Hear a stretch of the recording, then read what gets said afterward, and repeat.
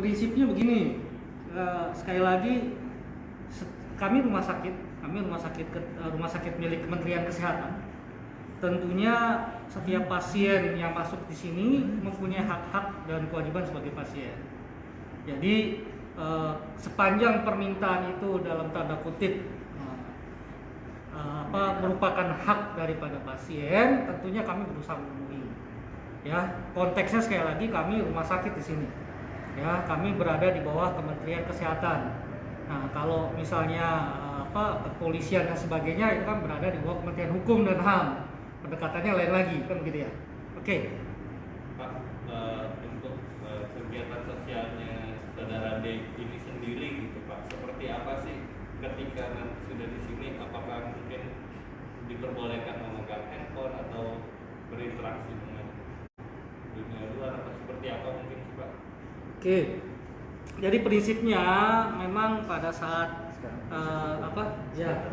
sekarang pada saat beliau masuk ke sini adalah sebagai pasien kami. Nah, tentunya dia akan punya, bukan pasien dalam tanda kutip tidak hanya di tempat tidur kan, dia akan melangkahi serangkaian proses rehabilitasi. Di mana di dalamnya kalau proses rehabilitasi ada session, kelas dan sebagainya. Dan dia bisa dijenguk oleh keluarganya. Kan gitu ya? Tapi kalau 2 minggu awal pada masa karantina dan isolasi ini biasanya belum boleh dijenguk. Ya, tapi kalau nanti sudah stabil dan sebagainya boleh nanti dijemput sama keluarga. Nah, terkait dengan aktivitas di sini ya dalam tanda kutip beliau mengikuti serangkaian kelas, ada terapi dengan psikolog kami, ada ya aktivitas harinya ada olahraga dan sebagainya. Nah, terkait dengan masalah komunikasi, pada prinsipnya setiap pasien di RSKO yang rehabilitasi tidak diperkenankan untuk memegang HP, kan gitu ya. Nah, namun demikian ada saatnya kalau misalnya pada saat jam kunjungan ternyata keluarganya tidak datang dan sebagainya, kita perkenankan, kita fasilitasi untuk menghubungi keluarganya sepanjang dia patuh mengikuti prosedur. Kedua, ada persetujuan dari dokter penanggung jawabnya, DPJP-nya. Yang besuknya sendiri di sini seperti apa ya Pak? Yang besuknya karena ada protokol COVID ya, tentunya sementara ini masih kita tiadakan dulu. Tapi nanti kalau PSBB-nya sudah selesai, biasanya seminggu sekali ya. Seminggu sekali. Untuk penanganan sendiri Pak, mungkin seperti apa Pak? Penanganan tahapan-tahapan ini ya Pak, tahapan-tahapannya ya tadi saya sampaikan bahwa yang tahap 2 minggu ini beliau masih dalam tanda kutip tahap isolasi ya, karena kan pasien kami yang di dalam sudah lebih dulu terlindungi, sedangkan beliau ini baru datang masuk, tentunya kita isolasi sekaligus kita detoksifikasi atau MPA kalau dunia kedokteran menyebutnya medical psychiatric evaluation, tapi kalau orang awam menyebutnya detoksifikasi. Itu sama 2 minggu. Setelah itu dia masuk ke dalam tahap rehabilitasi. Rehabilitasi tadi saya bilang antara 1 bulan sampai dengan 3 bulan kalau pasien umum. Tapi kalau pasien putusan ya tergantung putusannya, kan gitu ya. Ada yang mohon maaf, ada yang di bawah 5 bulan, ada yang di bawah 7 bulan, ada yang selebriti yang itu ada 1 tahun gitu ya. Tergantung hakimnya, pertimbangan hakimnya. Saya tidak bisa mencampuri ke arah sana. Pak, selama di karantina ini kan 2 minggu ya, DS juga melakukan tes rapid test atau mungkin tes lain yang Iya, kita lakukan tes pemeriksaan COVID-nya. Iya. Langsung. Hasilnya nggak bisa dikasih tahu sekarang Pak ya, hasil rapid testnya? Hasilnya itu rahasia pasien, kami di pasien. Tapi yang jelas kami lakukan tes untuk melindungi yang bersangkutan maupun kami sendiri. Untuk kondisi mental dan fisiknya saat ini seperti apa? Setahu yang saya dapat informasi beliau dalam keadaan stabil dan kooperatif. Pak, boleh dijabarin sedikit nggak sih? Tadi kan proses detoksinasi ya? Detoksifikasi. Detoksifikasi kan ada proses rehabilitasi. Nah, proses rehabilitasi itu isinya mungkin apa aja sih Pak? Oke, kalau detoksifikasi itu tingkat kecanduannya itu kita lepaskan dulu. Ya, jadi misalnya dia selama ini masih pakai, kita tapering off lah istilahnya. Kita pelan-pelan sampai dengan tubuhnya bisa kembali normal lagi. Nah, masalahnya kemudian setelah itu selesai, akan proses seseorang itu narkoba itu tidak hanya fisiknya, tapi kebanyakan besar adalah mental dan psikisnya. Itulah masuknya di tahap rehabilitasi. Nah, di tahap rehabilitasi ini macam-macam. Yang terapi ini kalau yang tahap MPA itu yang terapi adalah dokter spesialis psikiatri adiksi. Maka kalau di tahap rehabilitasi ini lebih komplit lagi tenaganya. Jadi di sini dokternya turun, psikolognya turun, konselor adiksinya turun, perawat adiksinya turun, semuanya memberikan keahlian sesuai dengan keahliannya masing-masing. Dan tentu saja yang diterapi pun juga bukan hanya yang bersangkutan, tapi yang diterapi juga orang terdekatnya, keluarganya dan sebagainya. Karena sekali lagi masalah narkoba ini lingkungan lebih berperan, kan gitu ya. Kadang-kadang kalau dia keluar, keluarganya tidak kuat, nah nanti istilahnya dikucilkan, akhirnya balik lagi tuh dia, gitu. Jadi terapi yang kami pakai di sini adalah terapi community. Tapi terapi untuk keluarganya sendiri seperti apa sih Pak? Ya tentunya nanti keluarganya kita panggil, kita juga kasih konseling gitu ya. Kita kasih pendidikan gimana caranya kok misalnya udah mulai terjadi perubahan dan sebagainya dan sebagainya dan sebagainya. Pak, tadi berapa lamanya dia direhabilitasi sesuai dari seberapa banyaknya dia kecanduan gimana? Iya, maka tadi saya bilang kalau dia pasien umum ya rata-rata antara 1 sampai 3 bulan tergantung dari tingkat kecanduannya. Kalau ternyata dia masih ringan dan sebagainya cepat, kan gitu ya. Cuman kalau adiksinya atau kecanduannya tinggi ya lama, kan gitu.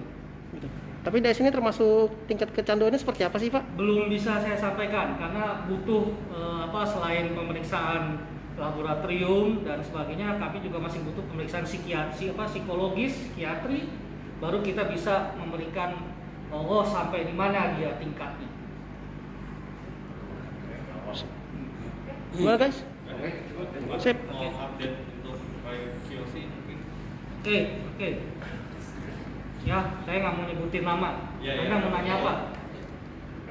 Keadaannya gimana Pak? Maksudnya setelah beberapa hari dirawat di sini, seperti apa perkembangan?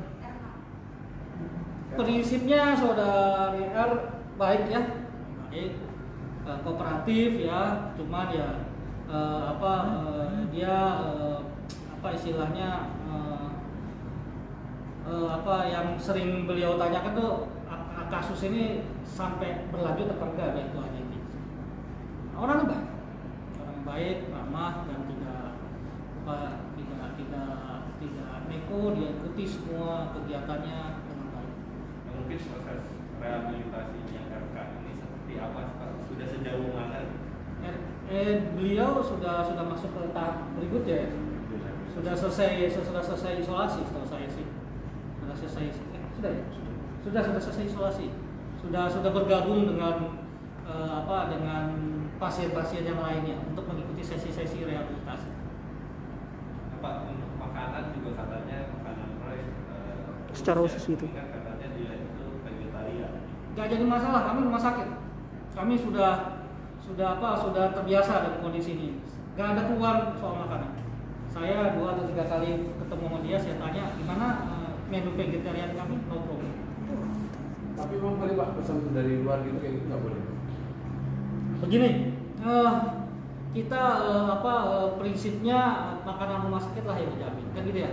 Tapi jika ada keluarga yang datang gitu ya, bawa makanan dari luar sepanjang itu menunya benar-benar ya kita tahu dari restoran yang yang mutunya sudah terjamin dan sebagainya, sekali-sekali tentunya dibawakan keluarga kita perkenalkan. Oke. Kalau itu Pak, komedian Nunung Pak, maaf sebelumnya inisialnya, itu keadaannya seperti apa sih Pak? Apa memang dia sudah bebas dari adiktif atau Dia masih? lama dia secara sekali lagi biasanya kalau secara pasien normal itu paling lama 6 bulan itu sudah selesai. Tapi ada beberapa orang yang dalam tanda kutip terkait dengan kasus hukum, gitu ya. Kadang-kadang prosesnya hukumannya lebih lama. Nah, kebetulan yang saudara tadi tanyakan itu lebih lama ya. Tentunya dia secara physically gitu ya, secara fisik dan secara medis sebenarnya sudah selesai. Dan beliau sebentar lagi juga akan selesai menjalani masa rehabilitasi. Artinya dia masih tetap tinggal di sini, Pak ya? Dia lagi dalam tahap, mungkin Bapak Ibu dia di tahap asimilasi untuk coba kembali ke masyarakat. Kalau penyakit asimilasi, kalau kita terjadi istilahnya re-entry. Pak, mau nanya sedikit untuk pasien sendiri, bisa nggak sih untuk mengajukan ibaratnya rawat jalan gitu, tanpa harus nginep di sini? Segini, ini kan kalau dia pasien umum tentunya dia punya hak sebagai pasien. Tapi kalau dia pasien titipan dari suatu institusi, tentunya institusilah yang nanti istilahnya menentukan lanjutnya. Jadi karena dia titipan suatu institusi, maka kami akan bertanya pada institusinya. Nah, bisa aja yang bersangkutan minta rawat jalan dan sebagainya. Tapi kalau institusi yang menitipkan di tempat kami tidak mengizinkan, ya nggak bisa. Tergantung, sekali lagi tergantung institusi yang menitipkan. Kalau dari rumah sakit sendiri Pak, melihat diperbolehkannya rawat jalan atau tidak, itu seperti apa sih Pak? Itu tadi, kalau misalnya dia sudah detoksifikasinya sudah baik, kecanduannya sudah baik, terus dari hasil pemeriksaan psikis dan psikiatri juga baik, kemudian ya biasanya dia harus rawat jalan, ngapain dirawat inap kan gitu ya. Cuman sekali lagi kan itu tergantung dari hasil evaluasi dokter kami, tim kami kan gitu ya. Nah, cuman ada beberapa memang kasus yang sebenarnya dia sudah cukup, tapi karena putusan hukum dan kita harus menghormati putusan hukum, ya mau nggak mau ya lebih lama di tes. Oke, sip. Oke Pak, makasih banget Pak atas waktunya Pak. Apa? Terima kasih atas Ya, waktunya oke, Pak. Terima kasih.